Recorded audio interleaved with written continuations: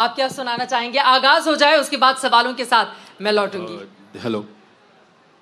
देखिए, मुझे तो सुनाने से पहले कुछ कहना है जी। और कहने के लिए मैं ये कहना चाहता हूँ कि आपने शीर्षक रखा कुर्सी से कविता तक। तो आपको मैं साफ साफ बताऊं कि कुर्सी पर बैठकर कविता नहीं लिखी जा सकती। कविता लिखने के लिए कुर्सी से बाहर आना पड़ता है।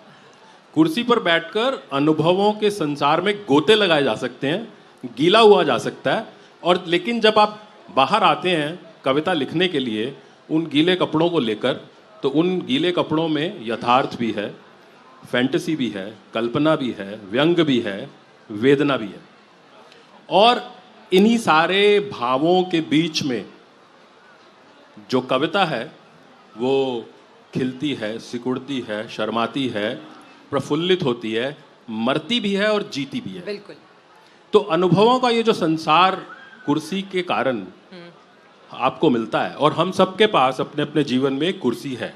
कुर्सी सिर्फ हमारे पास नहीं है, हर किसी के पास एक कुर्सी है, और वो कुर्सी उसके अनुभवों का संसार है।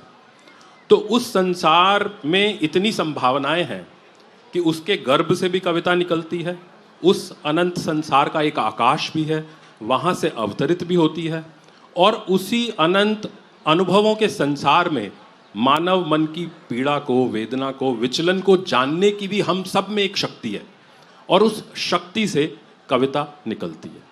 शब्दों के समंदर के साथ आप यहाँ पर पहुंचे हुए हैं, लेकिन मैं चाहूंगी कुछ और चंद लाइनें आप सुना दें, उसके बाद आलोक जी के पास में जाऊंगी। तो मैं आपको फिर एक अपनी छोटी सी कविता सुना देता हूँ। एक बार मैं सिंगापुर गया ट्रेनिंग करने के लिए, तो वहाँ उन्होंने मेरे साथ एक लाइजन ऑफिसर को लगा दिया। तो वो बोला कि सर शाम को बताइए कहाँ चलना है। तो उसने सोचा बोलेंगे कहीं मार्केट में ले जाओ, किसी रेस्टोरेंट में ले जाओ, किसी मॉल में ले जाओ।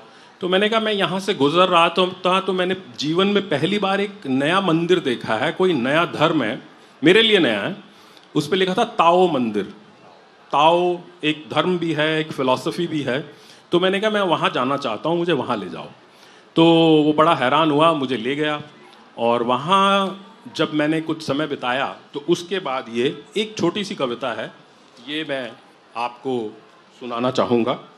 और इसका शीर्षक है एक नया ईश्वर, क्योंकि वो ईश्वर मेरे लिए नया था। तो एक नया ईश्वर। आज मैं एक नए ईश्वर से मिला, आज मैं एक नए ईश्वर से मिला। मेरा दोस्त मुझे अपने मंदिर ले आया था, मेरा दोस्त मुझे अपने मंदिर ले आया था।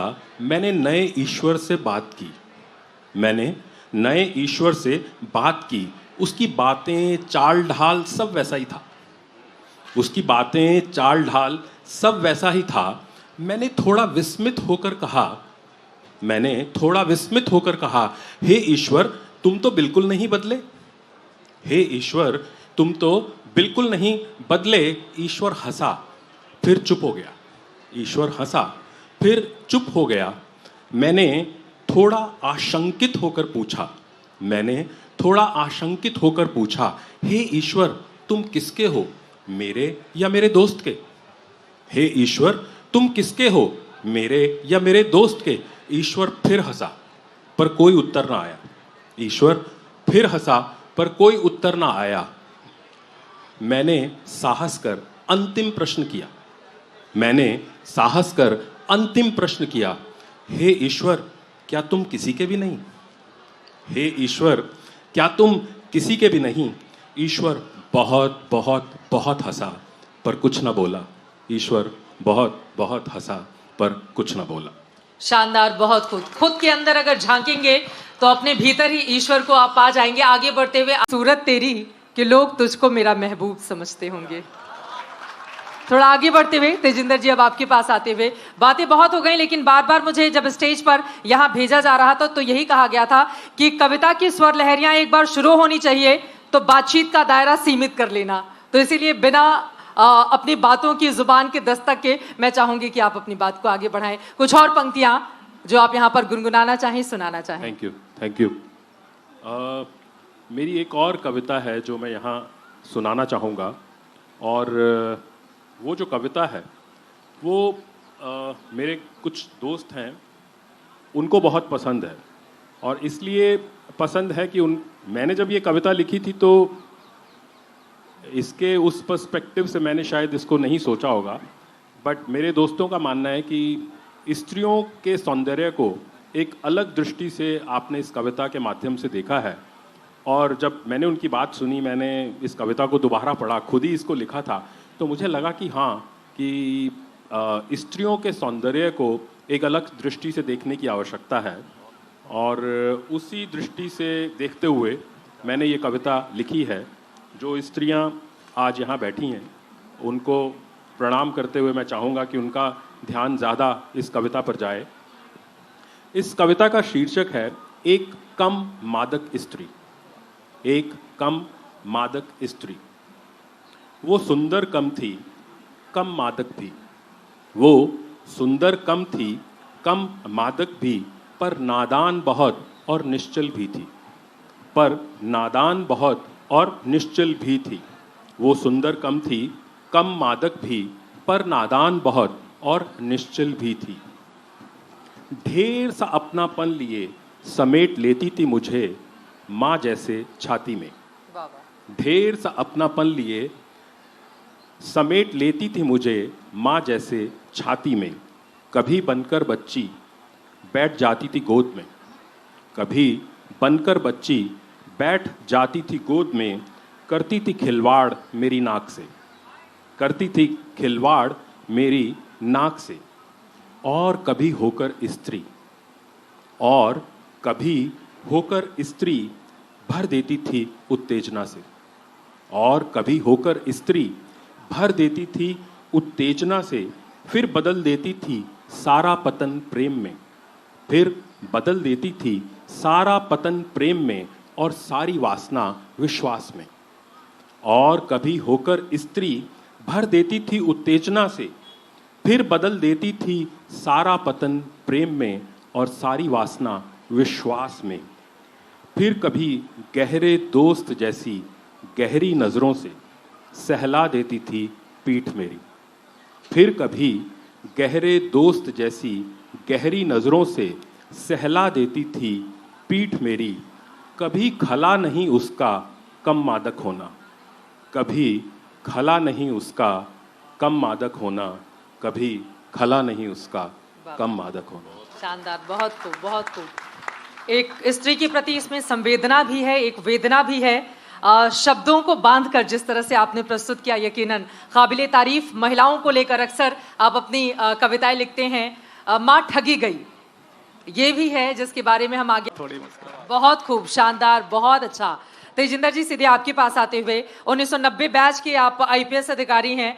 यूनिफॉर्म में जब ये लोग चलते हैं, मतलब देखने वाले तो बस उस सजे धजे अधिकारी को ही देखते रह जाते हैं, लेकिन जब कविता के तौर पर आप उसको लिखने के लिए बैठते हैं, मन में क्या प्रेरणा आती है? और इसके साथ ही साथ कहते हैं कि जब आप एक आईपीएस अधिकारी होते हो, बड़े रूड होते हैं, बहुत सारी चीज़ें हैं अधिकारियों के बारे में बताने की ज़रूरत नहीं है, लेकिन कवि हृदय तो बड़ा कोमल होता है।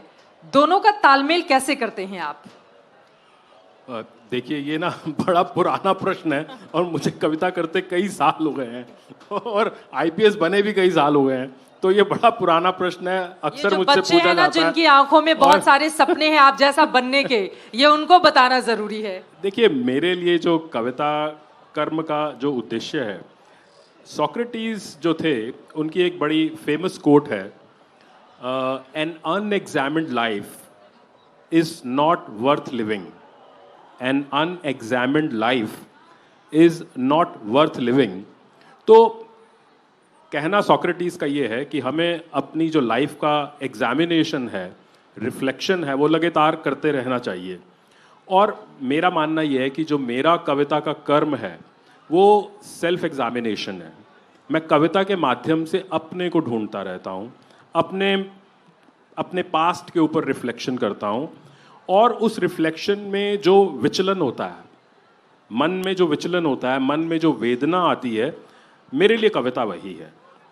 और जहाँ तक आपकी बात रही, तो हालांकि ये प्रश्न बहुत पुराना है और मैं कई बार इसका उत्तर दे चुका हूँ, लेकिन यहाँ पर आज बहुत सारे यंग स्टूडेंट्स बैठे हैं, तो उनके लिए मैं एक बार फिर से बताना चाहूँगा कि मेरे लिए कविता कर्म लगभग वैसा ही है जैसा कि, क्योंकि एक पुलिस ऑफिसर के नाते मुझे लगता है मैं अपना 90% समय उन लोगों की बात सुनने में बिताता हूं जो विक्टिम्स ऑफ क्राइम हैं, और as a leader of the force मेरा बहुत कम समय एक्यूज्ड की तरफ या उनको पकड़ने में जाता है, क्योंकि हमारे नीचे वाले इतने बहुत सारे लोग हैं जिनका बहुत सारा समय उसमें जाता है। तो जब 90% समय मेरा विक्टिम्स ऑफ क्राइम की जो संवेदना है उसको सुनने में जाता है, तो मुझे लगता ही नहीं कि इसमें कोई पैराडॉक्स है कि मैं एक पुलिस ऑफिसर हूँ और कविता जो है वो दूसरे मन का भाव है।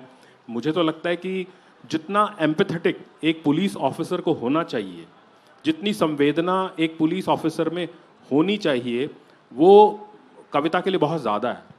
कविता भी शायद उतनी संवेदना को समेट नहीं पाएगी।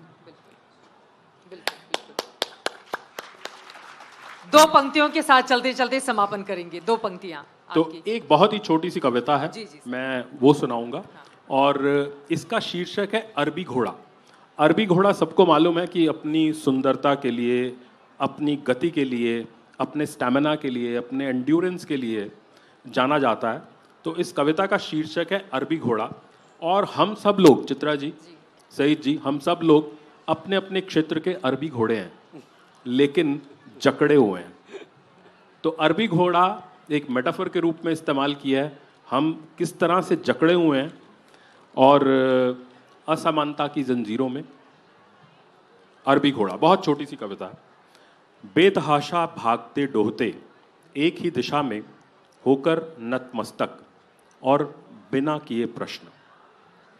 बेतहाशा भागते डोहते एक ही दिशा में होकर नतमस्तक और बिना किए प्रश्न। बहुत हो चुका अब, बहुत हो चुका अब। एक हाथ से नोच लूं आंखें बुझाती चमड़े वाली ऐनक। एक हाथ से नोच लूं आंखें बुझाती चमड़े वाली ऐनक। दूसरे से उतार फेंकूं दम घोटती काठी। दूसरे से उतार फेंकूं दम घोटती काठी। तीसरे से चीर दूं जुबान खींचती लगाम। तीसरे से चीर दूं जुबान खींचती लगाम। चौथे से काट दूं मुश्कें, पांचवें से खोल दूं भ्रमित करती रकाब। चौथे से काट दूं मुश्कें, पांचवें से खोल दूं भ्रमित करती रकाब। फिर एक छलांग से पटक दूं धरती पर नकली नियम, घोटा हुआ ज्ञान, अपरीक्षित श्रद्धा और मनमानी सत्ता। फिर एक छलांग से पटक दूं धरती पर नकली नियम, घोटा हुआ ज्ञान, अपरीक्षित श्रद्धा और मनमानी सत्ता। फिर खुद सवार हो अपने पे, ध्यान से सुनिएगा, फिर खुद सवार हो अपने पर कहूं तुम्हें मुस्कुराओ। फिर खुद सवार हो अपने पर कहूं तुम्हें मुस्कुराकर। आओ अब दौड़ें अपने अपने दम पर। वाह वाह वाह। आओ अब दौड़ें अपने अपने दम पर।